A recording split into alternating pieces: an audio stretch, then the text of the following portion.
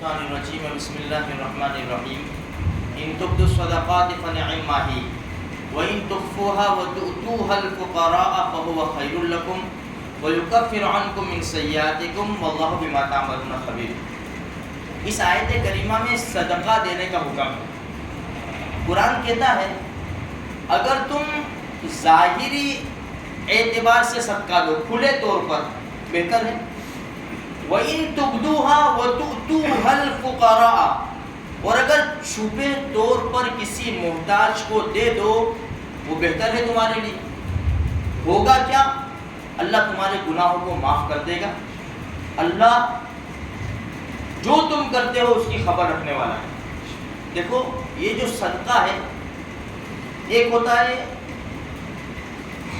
جو مانا ہوا صدقہ، بھائی میرا یہ کام ہو جائے گا تو میں یہ کام کر لوں گا، بھائی میرا وہاں اولاد پیدا ہو جائے گی، میرے بچے کی جاب لگ جائے گی، تو میں یہ نظر مانتا ہوں کہ نظر مانی جائے گی صرف اللہ کے لیے، کسی اور کے لیے نظر ماننا جائز نہیں ہے، اللہ کے لیے میں یہ کام کروں گا، تو وہ مسلمان غریب کو دے سکتے ہیں۔ اور نفلی صدقہ کسی کو بھی دے سکتے ہیں، جیسے ہم ویسے صدقہ نکال لیتے ہیں، کسی کو بھی ہم دے سکتے ہیں۔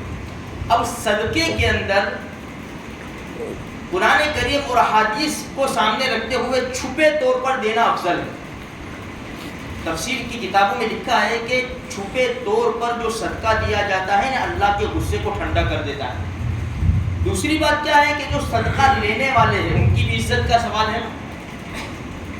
ہاں، جہاں عام طور پر کھلے طور پر دے رہے ہیں لوگ، وہاں دو ظاہر کر کے، یا تو کنجوسوں کی بستی ہے، کوئی نکالتا ہی نہیں ہے جیب میں سے، تو کہو کہ بھائی میری طرف سے اتنا، کھلے طور پر، پھر کہو کھلے طور پر، تاکہ لوگوں کو ترغیب ہو۔ خیر، کہنے کا مقصد یہ ہے کہ جو ہم صدقہ دے نفلی، تو چھپے طور پر ہم دے دیں، یہ ہمارے لیے بہتر ہے۔ دیکھو یہ رمضان المبارک کا مہینہ آ رہا ہے، تو حالات تو ہمارے سامنے ہیں۔ ہم اپنے پڑوسیوں کا، رشتہ داروں کا، محلے والوں کا ہم خیال کریں۔ جو بھی اللہ پاک نے ہم کو دیا ہے حلال کمائی میں سے کچھ تھوڑا بہت ہم ان غریبوں کے وہاں، محتاجوں کے وہاں پہنچا دے رہے، اس انداز سے کہ ہم جانے، وہ جانے اور اللہ جانے، تاکہ عزت کا بہت بڑا مسئلہ ہے۔ بہت سے لوگ ہیں، بہت سے لوگ جو عزت کے خاطر مانگتے نہیں ہیں، حالانکہ ان کے وہاں کچھ بھی نہیں ہے۔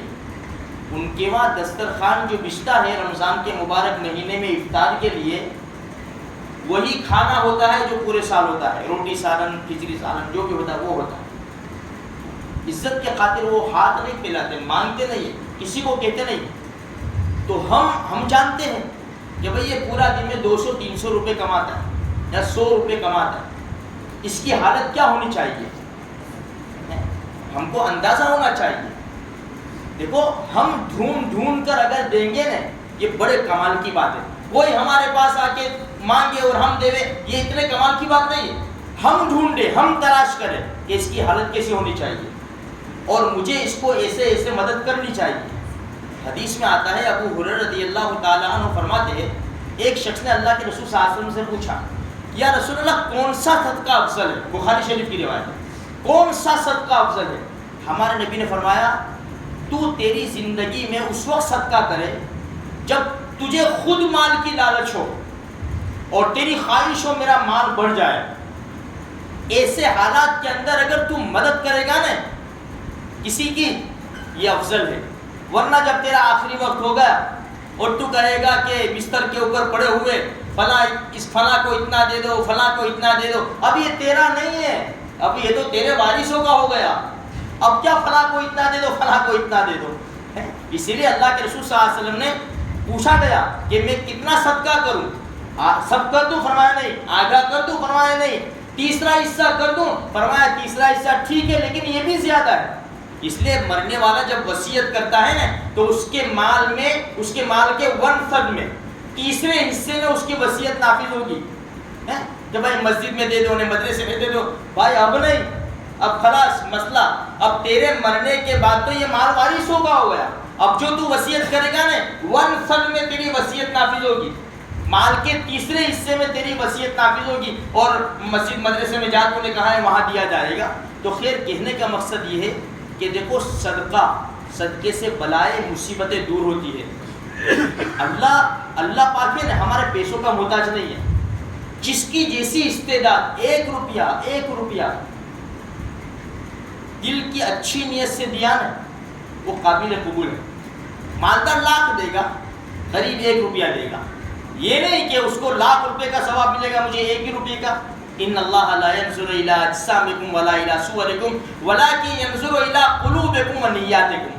اللہ ہمارے جسموں کو اور چہروں کو نہیں دیکھتا، ہمارے اعمال کو اور ہماری نیتوں کو دیکھتا ہے.